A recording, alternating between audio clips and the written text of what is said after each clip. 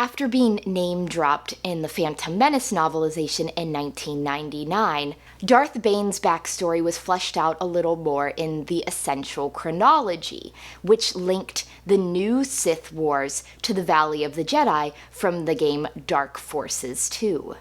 The comic Jedi vs. Sith and the short story Bane of the Sith told two slightly different versions of the Seventh Battle of Ruusan. The novel Path of Destruction tells a third. Darth Bane, Path of Destruction by Karpyshyn made it to number 11 on the New York Times bestseller list for the week of October 15th, 2006, and was ultimately on the list for 2 weeks. I never read any of the books in the Darth Bane trilogy before, but I've heard an awful lot about them, so I was interested to tackle them, to dive right in for the first time. So first, a brief summary. Path of Destruction tracks Darth Bane's path from an impoverished Qordis miner named Dessel to a sergeant in the ranks of the Sith Army to a Sith acolyte in the Brotherhood of Darkness. But as Bane learns more about the Sith, the more he comes to realize that the Sith as they exist now must change, and that he must be the one to do it. Plot-wise, Path of Destruction is broken up into 3 parts. The first introduces us to Dessel, this angry young Qordis miner who kills a Republic officer and then has to be on the run. So he goes off and joins the army of the Sith. We see one battle of him leading his troops where he countermands his superior officer's orders. Instead of being court-martialed, he's picked out as someone with force potential and sent to the Sith Academy on Korriban. That's where part 2 picks up. It's Dessel, who is now calling himself Bane's time on Korriban. Various duels he has with different students and what he learns along the way. And part 2 ends and part 3 opens with Bane leaving Korriban behind, seeking out new knowledge, and then coming back to the Sith on this ongoing battle on Ruusan and deciding that he's going to end it once and for all. And the for all is the thought bomb that leads to the Valley of the Jedi that we see in Dark Forces 2. So let's talk about Bane first. Since he is the character we spend the most time with, he is the titular Darth Bane. When we first meet him on Apatros, we see that he is a loner, that his father has died, and he has basically no friends other than the Neimoidian bartender of the only bar in town. He's attacked by a fellow miner. Yes, he's trying to protect himself, but he also behaves ruthlessly in how he takes out that guy. And through the lengthy sabacc game that he plays at the bar with Republic officers, we see how much he hates where he lives, he hates the Republic, he hates everything. The miners on Apatros are mining Qordis. We first heard about Qordis all the way back in iJedi when the Jensari were weaving its fibers into their armor because it deactivates lightsaber blades. So you can see how important this would be, and especially with this ongoing Jedi versus Sith war, why we would be mining it, but the conditions are very dangerous. It does not seem like a healthy environment, and Dessel would love to get out, but doesn't see a way of doing so. And in fact, he's only able to leave Apatros because he kills a Republic officer in self-defense, but there's a little bit of wiggle room on there. And the Neimoidian bartender is like, I can get you out, where do you want to go? And he's like, Sith Army sounds good. We see Dessel in the Sith Army, that he is good to his troops, but he knows that his commanding officer is an idiot. And both in the sabacc game and in the scene in the army, we see his latent force ability at play, that he knows things before they happen, and then specifically in the battle, he is able to make impossible sniper shots that, one, he does not have the ability to do, and two, that really no one should have been able to make, but he makes them. This catches the eye of Lord Kopecz, who is the Sith Lord there, and instead of killing him or court-martialing him, he's like, hey, you want to go to the Sith Academy and learn more? Thus part 2. On the Sith Academy, there are many teachers, but the two primary ones that focus are given to is Qordis, who does not like Bane, because he does not like Lord Kopecz. He's the headmaster, and he does not want Bane to succeed. And then we have Kas'im, who is the blade master, who teaches them combat skills, who is the other end of the spectrum, who thinks that Bane has great potential, and even when he's not supposed to be teaching him, teaches him. So what does Bane learn at the Sith Academy? Well, the Sith have been united under the leadership of Lord Kaan, who has formed the Brotherhood of Darkness, who basically decided that the Sith tendency to take anyone weaker out is not good for the longevity of the Sith Order, so no one calls themselves Darth anymore. They're all equals, they're Sith Lords, and the stronger students are not supposed to go after the weaker students, but there is a sort of wiggle room for that, in that you can challenge people to duels. And we see multiple duels that Bane engages in the second part of the book. The first duel that we see is Bane against a fellow student named Fogarg. Foharg? And Bane kills him. This does not put Bane on as much of Qordis' bad side as he would have expected, but then it paints him as a threat to all the other students. So next, Bane challenges a Zabrak student named Surak, and this goes very badly for Bane.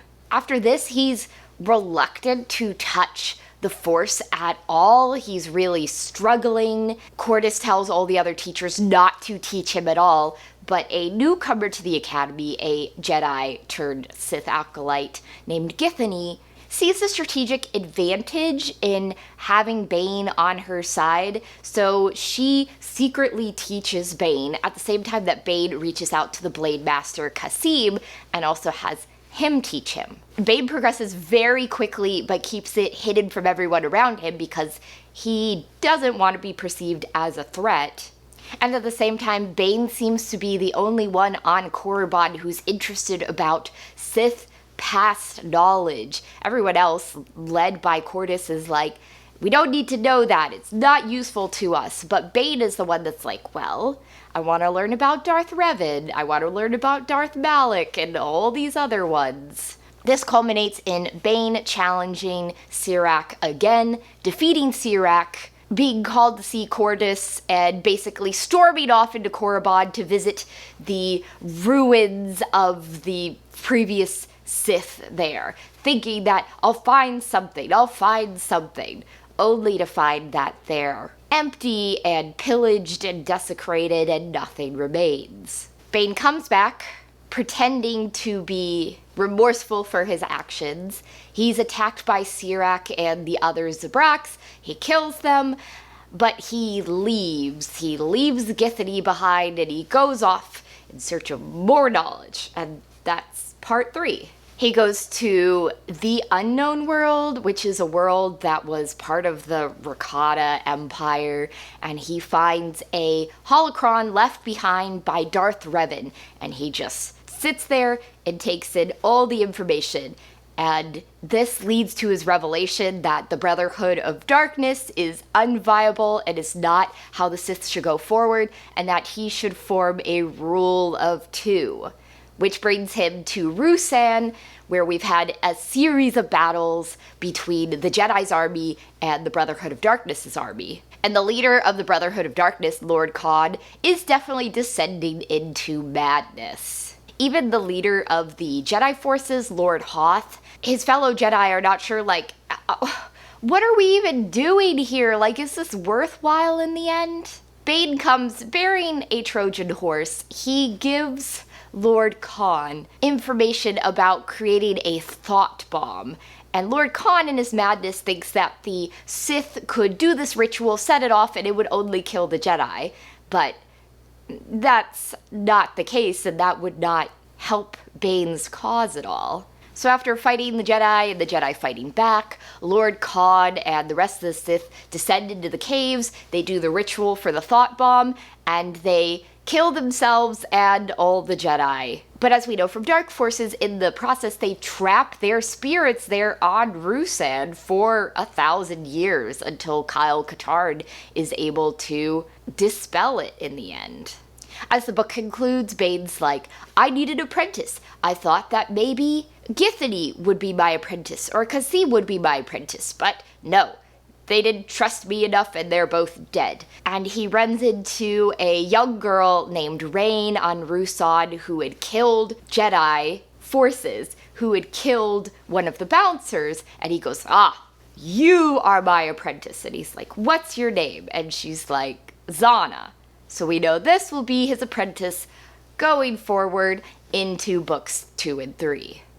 I think that Karpyshyn has to walk a tightrope with Bane here because you're writing a book about a villain, but you don't want to make him unlikable, but in the end he is doing villainous things. So I think that Path of Destruction is more showing how someone can be susceptible and fall to the dark side, and as they get further and further down, they become more and more justified that what I'm doing is right.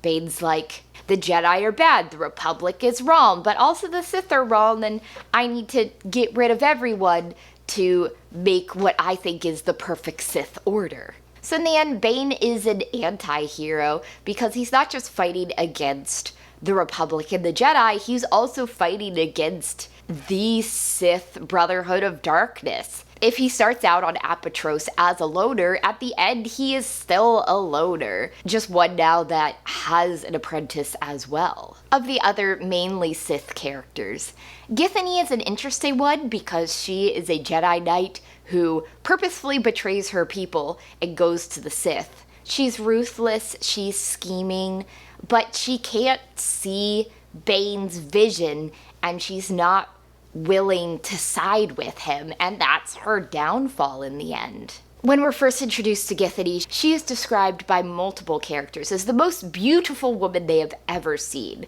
And I was a little like, oh, where are we gonna go with this? Because sometimes those characters don't have any attributes beyond their physical beauty, but I think that seeing Githany's scheming side, but also her weaknesses as well, that I don't think she would ever try to take command. She's someone's right-hand man, waiting in the wings, watching what they're doing. If they falter, she'll take them out, but she's just not a leader, made me a little more understanding of her character. The other Sith, like Kas'im and Qordis and Kopecz, and even Lord Kaan, the Brotherhood of the Darkness are all stuck in their ways. In true Sith fashion, Kas'im killed his master, but he's not willing to go against Lord Kaan. Kopecz doesn't agree with a lot of what Lord Kaan does, but he's still, it's like small rebellions, not anything big. And Qordis doesn't understand why Bane would want to learn about past Sith at all. They're all focused on the future and not willing to reflect on the past and see what they could be doing differently. They have superior forces, it feels, to the Jedi in certain battles, but their inability to evolve definitely is their downfall. And the Jedi are significantly smaller characters than any of the Sith. They appear much less frequently, but they also have their own infighting as well, where Farfalla doesn't agree with what Hoth does, but they seem to get along somewhat better than the Sith do, although in the end, they're still taken out by Bane as well. So I think that Path of Destruction is a very good introduction to Darth Bane, especially if you've never experienced any of the earlier media that he was in, because it is like portrait of the Sith Lord as a young man. You see what his environment was like, where he came from, how even without knowing he has the Force, he's able to succeed, and then his time with the Sith, realizing that it's not going to work out, and then just basically burning everything to the ground. But I did have some issues with Path of Destruction as well. My first is that I felt like Karpyshyn spent a little bit too much time on the Sith Academy on Korriban, which in the end just feels like dark side Hogwarts. We don't really see a lot of examples of what he learns in the classes. He seems to do most of his learning on his own from Githany and Kas'im and the archives, and instead the time on the Sith Academy just seems to be broken up by all these different duels and the outcomes. I guess we needed the first duel for him to get cocky, challenge Sirac, and then be at his lowest point to build back up to that successful fight, but I felt like that was the section of the book that sort of dragged for me, and I was sort of interested in his time with the Sith army, but we only saw one of those battles, and I don't know, maybe that's not as important to his journey because that's before his Sith training, but I was like, I would have liked maybe a little bit more of that and a little bit less of this. And I feel like the third part of the book, Bane learning from Darth Revan's holocron and everything leading up to the thought bomb, was interesting, but I was almost lagging when I came to that part because I was struggling a bit with the Sith Academy bits, just because I don't know, it felt too long and like not enough happening to continually keep my interest. My second issue with Path of Destruction was that Karpyshyn's pretty good about when he's switching to another character's viewpoint, there's something format-wise to indicate that. In the case of the paperback book, it is a big, gap. But there were a few times where I felt like there was head hopping, where it wasn't indicated that we were going into another character's head, but all of a sudden we go from Bane to Githany, and there wasn't anything to indicate it. And after like a sentence or two, I'm like, oh, okay, we're in Githany's head now. But it just felt a little sloppy, like I wish that the editor had fixed that, or that it had been rewritten in such a way that we don't have this random head hop in the middle of a scene, because I felt like the way it transitioned from character to character for the most part worked well other than those. My third issue with Path of Destruction was just that, as I said in the intro, Bane of the Sith tells one version of the Seventh Battle of Ruusan. The Jedi vs. Sith comic told another version, and instead of uniting the two, Path of Destruction basically just comes in and it's like, well, here's my own version.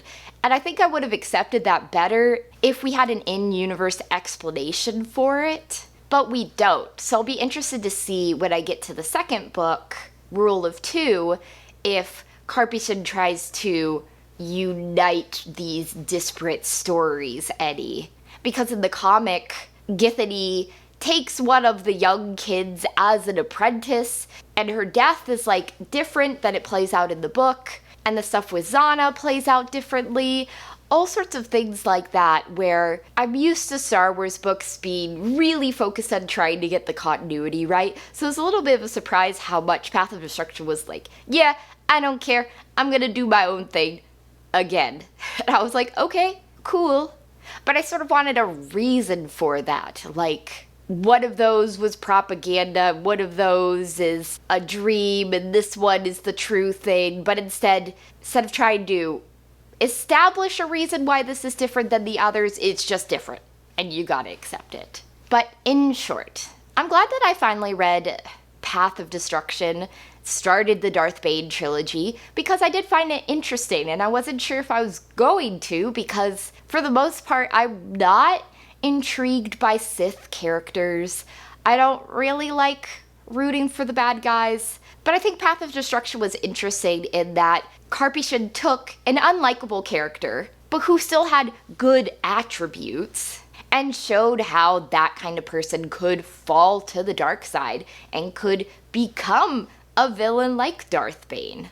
I did have a few issues with the book, primarily being that I think the Sith Academy section is just way too long, but I'm interested to see how the story continues with the second book and the third book as well. So before I hop into Allegiance by Timothy Zahn, a novel set in between A New Hope and The Empire Strikes Back, I'm going to be reading two short stories by Karen Travis that are about Darth Vader after Revenge of the Sith. The first one is called In His Image, and the second one is A Two-Edged Sword.